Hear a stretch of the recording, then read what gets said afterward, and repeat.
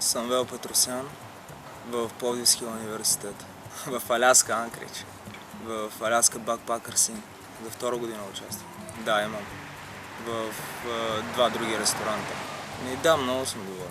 Ще пътувам в Лас Вегас и в Ню Йорк. С очакванията, че ще се прекарам хубаво и е така.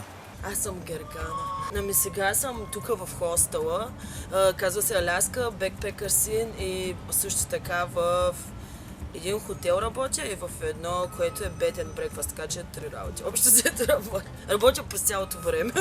Общо взето. Като тръгвах от България, бях чела Джек Лондон много пъти и бях гледала филми за Аляска и много исках да я видя. И общо взето исках да дойда и да видя какво е, преди да не съм дошла с очаквания. Просто дойдох без очаквания. Аз съм много доволна. Общо взето. В смисъл, Аляска е много красива. Това е за мен хубавото място на света, защото времето първото, което е супер готино, лятото.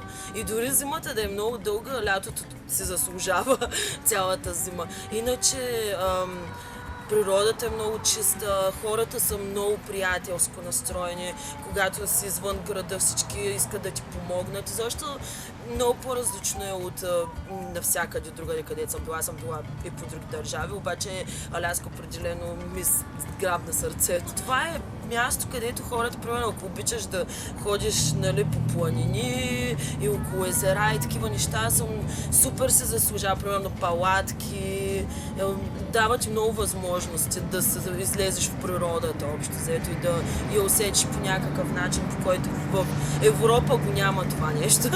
Това е нещо уникално просто. Никога не съм си представил, че имам шанс да замина на такова място в Аляска и никога не съм мислил, че мога да замина на такова място.